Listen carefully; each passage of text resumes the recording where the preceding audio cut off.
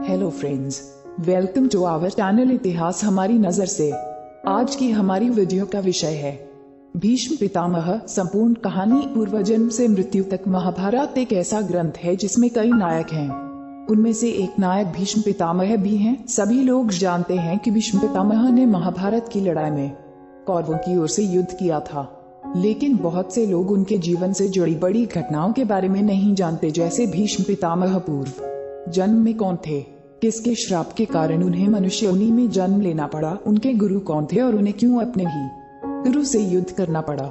आज हम आप सबको इस लेख में भीष्म पितामह के पूर्व जन्म से लेकर उनकी इच्छा मृत्यु तक की संपूर्ण कथा बताएंगे। पूर्व जन्म में वसु थे। भीष्म महाभारत के आदि पर्व के अनुसार एक बार पृथु आदि वसु अपने पत्नियों के साथ मेरु पर्वत पर भ्रमण कर रहे थे। वहाँ वशिष्ठ ऋषि का आश्रम भी था। एक वसु पत्नी की दृष्टि ऋषि वशिष्ठ के आश्रम में बंधी नंदिनी नामक गाय पर पड़ गई। उसने उसे अपने पति दियो नामक वसु को दिखाया तथा कहा कि वह यह गाय अपनी सखियों के लिए चाहती है। पत्नी की बात मानकर दियो ने अपने भाइयों के साथ उस गाय का हरण कर लिया। जब महर्षि वशिष्ठ अपने आश्रम आए तो उन्होंने दिव्य दृष्टि से सारी बात जान ली। वसुओं के इस कार्य से क्रोधित होकर ऋषि ने उन्हें मनुष्य योनि में जन्म लेने का श्राप दे दिया। जब सभी वसु ऋषि वशिष्ठ से क्षमा मांगने आए तब ऋषि ने कहा कि तुम सभी वसुओं को तो शीघ्र ही मनुष्य योनि से मुक्ति मिल जाएगी, लेकिन इस दियो नामक वसु को अपने कर्म भोगने के लिए बहुत दिनों तक पृथ्वीलोक में रहना पड़ेगा। महाभारत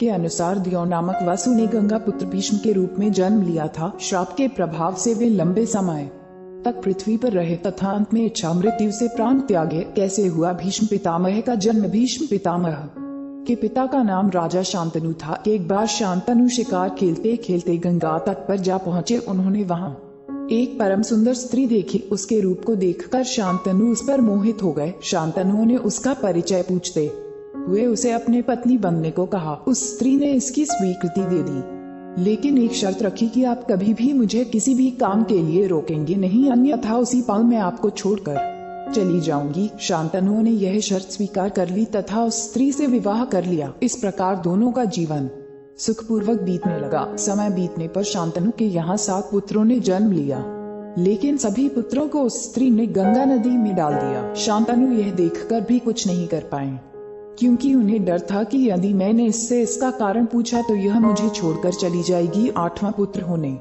पर जब वह स्त्री उसे भी गंगा में डालने लगी तो शांतनु ने उसे रोका और पूछा कि वह यह क्यों कर रही है। उस स्त्री ने बताया कि मैं देवनी गंगा हूँ तथा जिन पुत्रों को मैंने नदी में डाला था वे सभी वसु थे, जिन्हें वशिष्ठ ऋषि ने श्राप दिया था। उन्हें मुक्त करने लिए ही मैंने उन्हें नदी में प्रवाहित किया। आपने शर्त न मानते हुए मुझे रोका, इसलिए मैं अब जा रही हूँ। ऐसा कहकर गंगा शांतनु के 8वें पुत्र को लेकर अपने साथ चली गई। देवव्रत था भीष्म का असली नाम गंगा। जब शांतनु के 8वें पुत्र को साथ लेकर चली गई तो राजा शांतनु बहुत उदास रहने लगे। इस तरह थोड़ा और समय बीता। शांतनु एक दिन गंगा नदी के तट पर घूम रहे थे। वहां उन्होंने देखा कि गंगा में बहुत थोड़ा जल रह गया है और वह भी प्रवाहित नहीं हो रहा है। इस रहस्य का पता लगाने जब शांतनु आगे गए तो उन्होंने देखा कि एक सुंदर व दिव्य युवक अस्त्रों का अभ्यास कर रहा है और उसने अपने बाणों के प्रभाव से गंगा की धारा रोक दी है। यह दृश्य देखकर शांतनु को बड़ा आश्चर्य हुआ। तभी वहां शांतनु की पत्नी गंगा प्रकट हुई और उन्होंने बताया कि यह युवक आपका 8वां पुत्र है। इसका नाम देवव्रत है। इसने वशिष्ठ ऋषि से वेदों का अध्ययन किया है तथा परशुराम जी से इसने समस्त प्रकार के अस्त्र शस्त्रों को चलाने की कला सीखी है। यह श्रेष्ठ धनुर्धर है तथा इंद्र के समान इसका तेज है। देवव्रत का परिचय देकर गंगा उसे शांतनु को सौंपकर चली गई। शांतनु देवव्रत को लेकर अपनी राजधानी में लेकर आए तथा शीघ्र ही उसे युवराज बना दिया। गंगा पुत्र देवव्रत ने अपनी व्यवहार कुशलता के कारण शीघ्र प्रजा को अपना हितैषी बना लिया, इसलिए देवव्रत का नाम पड़ा भीष्म। एक दिन राजा शांतनु यमुना नदी के तट पर घूम कर रहे थे। तभी उन्हें वहाँ एक सुंदर युवती दिखाई दी। परिचय पूछने पर उसने स्वयं को निषाद कौम्या सत्यवती बताया। उसके रूप को देखकर शांतनु उस पर मोहित हो गए तथा उसके पिता के पास जाकर विवाह का प्रस्ताव रखा। तब उस युवती के पिता ने शर्त रखी कि यदि मेरी कन्या से उत्पन्न संतान ही आपके राज्य की उत्तराधिकारी हो तो मैं इसका विवाह आपके साथ करने को तैयार हूँ। यह सुनकर शांतनु ने निषाद राज को इनकार कर दिया, क्योंकि वे पहले ही देवव्रत को युवराज बना चुके थे। इस घटना के बाद राजा शांतनु चुप से रहने लगे। देवव्रत ने इसका कारण जानना चाहा तो शांतनु ने कुछ नहीं बताया। तब देवव्रत ने शांतनु के मंत्री से पूरी बात जान ली तथा स्वयं निषादराज के पास जाकर पिता शांतनु के लिए इस युवती की मांग की। निषादराज ने देवव्रत के सामने भी वही शर्त रखी। तब देवव्रत ने प्रतिज्ञा लेकर कहा कि आपकी पुत्री के गर्भ से उत्पन्न महाराज शांतनु की संतान ही राज्य की उत्तराधिकारी होगी। तब निषादराज ने कहा, यदि तुम्हारी संतान ने मेरी पुत्री की संतान को मारकर राज्य प्राप्त कर लिया तो क्या होगा। तब देवव्रत ने सबके सामने अखंड ब्रह्मचर्य की प्रतिज्ञा ली तथा सत्यवती को ले जाकर अपने पिता को सौंप दिया। तब पिता शांतनु ने देवव्रत को इच्छा मृत्यु का वरदान दिया। देवव्रत की इस भीषण प्रतिज्ञा के कारण ही उनका नाम भीष्म पड़ा। भीष्म ने किया था काशी की राजकुमारियों का हिरण्यवंशी राजा शांतनु को पत्नी सत्यवती से 2 पुत्र हुए, चित्रांगद और विचित्रवीर्य। दोनों ही बड़े होनहार व पराक्रमी थे। अभी चित्रांगद ने युवावस्था में प्रवेश भी नहीं किया था कि राजा शांतनु स्वर्गवासी हो गए। तब भीष्म ने माता सत्यवती की सम्मति से चित्रांगद को राजगद्दी पर बैठाया, लेकिन कुछ समय तक राज करने के बाद ही उसी के नाम के गंधर्व राज चित्रांगद ने उसका वध कर दिया। तब भीष्म ने विचित्रवीर्य को राजा बनाया। जब भीष्म ने देखा कि विचित्रवीर्य युवा हो चुका है तो उन्होंने उसका विवाह करने का विचार किया। उन्हीं दिनों काशी के राजा की 3 कन्याओं का स्वयंवर भी हो रहा था, लेकिन काशी नरेश ने द्वेषता पूर्वक हस्तिनापुर को न्योता नहीं दिया। क्रोधित होकर भीष्म अकेले ही स्वयंवर में गए और वहां उपस्थित सभी राजाओं व काशी नरेश को हराकर उनकी 3 कन्याओं अंबिका व अंबालिका को हर लाए। तब काशी नरेश की बड़ी पुत्री अंबा ने भीष्म से कहा कि वह मन ही मन में राजा शाल को अपना पति मान चुकी है। यह बात जानकर भीष्म ने अंबा को उसके इच्छानुसार जाने की अनुमति दी तथा शेष 2 कन्याओं का विवाह विचित्रवीर्य से कर दिया। भीष्म ने क्यों किया? अपने गुरु से युद्ध। महाभारत के अनुसार भीष्म काशी में हो रहे स्वयंवर से काशीराज की पुत्रियों अंबिका और अंबालिका को अपने छोटे भाई विचित्रवीर्य के लिए उठा लाए थे। तब अंबा ने भीष्म को बताया कि मन किसी और का अपना पति मान चुकी है। तब भीष्म ने उसे ससम्मान छोड़ दिया, लेकिन हरण कर लिए जाने पर उसने अंबा को अस्वीकार कर दिया। तब अंबा भीष्म के गुरु परशुराम के पास पहुंची और उन्हें अपनी व्यथा सुनाई। अंबा की बात सुनकर भगवान परशुराम ने भीष्म को उससे विवाह करने के लिए कहा, लेकिन ब्रह्मचारी होने के कारण भीष्म ने ऐसा करने से इनकार कर दिया। तब परशुराम और भीष्म में भीषण युद्ध हुआ और अंत में अपने पितरों की बात मानकर भगवान परशुराम ने अपने अस्त्र रख दिए। इस प्रकार इस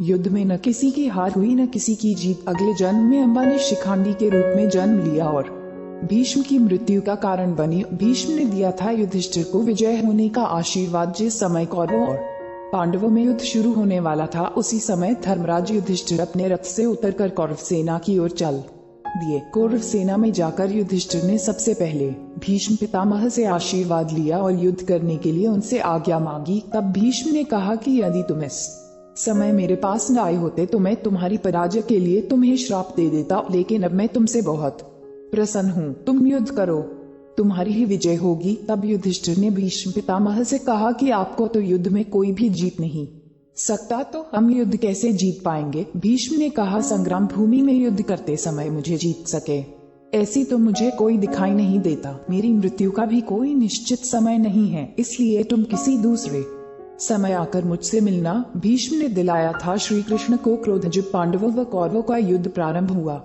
उस समय कौरवों के सेनापति भीष्म पितामह ही थे। युद्ध के तीसरे दिन भीष्म पितामह ने पांडवों की सेना पर भयंकर बाण वर्षा कर भयभीत कर दिया। यह देखकर श्री कृष्ण ने अर्जुन से कहा कि वह भीष्म पितामह से युद्ध करे। अर्जुन और भीष्म पितामह में भयंकर युद्ध हुआ, लेकिन थोड़ी देर बाद अर्जुन युद्ध में ढीले पड़ गए और पांडवों की सेना में भगदड़ मच गई। यह देखकर श्री कृष्ण को बहुत क्रोध आया और वे रथ से उतर गए। श्री कृष्ण अपने हाथ में सुदर्शन चक्र लेकर बड़ी तेजी से भीष्म की ओर झपटे। श्री कृष्ण के इस रूप को देखकर भीष्म बिल्कुल भी भयभीत नहीं हुए। भगवान श्री कृष्ण को ऐसा करते देख अर्जुन रोकने के लिए उनके पीछे दौड़े। अर्जुन ने श्री कृष्ण को आश्वस्त किया कि अब मैं युद्ध में ढिलाई नहीं करूंगा, आप युद्ध मत कीजिए। अर्जुन की बात सुनकर श्री कृष्ण शांत हो गए और पुनः अर्जुन का रथ हाँकने लगे। भीष्म ने स्वयं बताया था अपनी मृत्यु का रहस्य। महाभारत के युद्ध में भीष्म पितामह ने पांडव सेना में भयंकर मारकाट मचाई। पांडव भी भीष्म का यह रूप देखकर डर गए। तब उन्होंने भगवान श्री कृष्ण से भीष्म पितामह को हराने का उपाय पूछा। तब भगवान श्री कृष्ण ने कहा कि यह उपाय तो स्वयं भीष्म ही बता सकते हैं। तब पांचों पांडव भगवान श्री कृष्ण के साथ भीष्म पितामह से मिलने गए और उनसे पूछा कि आपको युद्ध में कैसे हराया जा सकता है। तब भीष्म ने बताया कि तुम्हारी सेना में जो शिखंडी है वह पहले एक स्त्री था, बाद में पुरुष बना। अर्जुन यदि शिखंडी को आगे करके मुझ पर बाणों का प्रहार करें, वह जब मेरे सामने होगा तो मैं बाण नहीं चलाऊंगा। इस मौके का फायदा उठाकर अर्जुन मुझे बाणों से घायल कर दे। इस प्रकार मुझ पर विजय प्राप्त करने के बाद ही तुम यह युद्ध जीत सकते हो। ऐसे हुई भीष्म पितामह की पराजय। महाभारत युद्ध के 10वें दिन भी भीष्म पितामह ने पांडवों की सेना में भयंकर मारकाट मचाई। यह देखकर युधिष्ठिर ने अर्जुन से भीष्म पितामह को रोकने के लिए कहा। अर्जुन शिखंडी को आगे करके भीष्म से युद्ध करने पहुंचे। शिखंडी को देखकर भीष्म ने अर्जुन पर बाण नहीं चलाए और अर्जुन अपने तीखे बाणों से भीष्म पितामह को बींधने लगे। इस प्रकार बाणों से छलनी होकर भीष्म पितामह सूर्यास्त के समय अपने रथ से गिर गए। उस समय उनका मस्तक पूर्व दिशा की ओर था। उन्होंने देखा कि इस समय सूर्य अभी दक्षिणायन में है, अभी मृत्यु का उचित समय नहीं है, इसलिए उन्होंने उस समय अपने प्राणों का त्याग नहीं किया। युधिष्ठिर को दिया धर्म ज्ञान। महाभारत युद्ध की समाप्ति के बाद भगवान श्री कृष्ण ने युधिष्ठिर से कहा कि इस समय पितामह भीष्म बाणों की शैया पर हैं। आप उनके पास चलकर उनके चरणों को प्रणाम कीजिए और आपके मन में जितने भी संदेह हो उनके बारे में पूछ लीजिए। श्री कृष्ण की बात मानकर युधिष्ठिर भीष्म पितामह के पास गए और उनसे धर्म, अर्थ, काम और मोक्ष का ज्ञान प्राप्त किया। युधिष्ठिर को ज्ञान देने के बाद भीष्म पितामह ने उनसे कहा कि अब तुम जाकर न्याय पूर्वक शासन करो। जब सूर्य उत्तरायण हो जाए उस समय फिर मेरे पास आना। ऐसे त्यागे भीष्म पितामह ने अपने प्राण जब सूर्यदेव उत्तरायण हो गए तब युधिष्ठिर सहित सभी लोग भीष्म पितामह के पास पहुँचे। उन्हें देखकर भीष्म पितामह ने कहा कि इन तीखे बाणों पर शयन करते हुए मुझे 58 दिन हो गए हैं। उन्होंने श्री कृष्ण को संबोधित करते हुए कहा कि अब मैं प्राणों का त्याग करना चाहता हूँ। ऐसा कहकर भीष्म जी कुछ देर तक चुपचाप रहे। इसके बाद वे मन सहित प्राणवायु को क्रमशः भिन्न भिन्न धारणाओं में स्थापित करने लगे। भीष्म जी का प्राण उनके जिस अंग को त्याग कर ऊपर उठता था उस अंग के बाण अपने आप निकल जाते और उनका घाव भी भर जाता। भीष्म जी ने अपने देह के सभी द्वारों को बंद करके प्राण को सब ओर से रोक लिया, इसलिए वह उनका मस्तक ब्रह्मरंध्र फोड़कर आकाश में चला गया। इस प्रकार महात्मा भीष्म के प्राण आकाश में विलीन हो गए। हम उम्मीद करते हैं कि आपको इस चैनल के माध्यम से रोचक जानकारियाँ दे सके। आप अपने सुझाव हमें कमेंट में भेजिए और हमारे चैनल को सब्सक्राइब करें। धन्यवाद।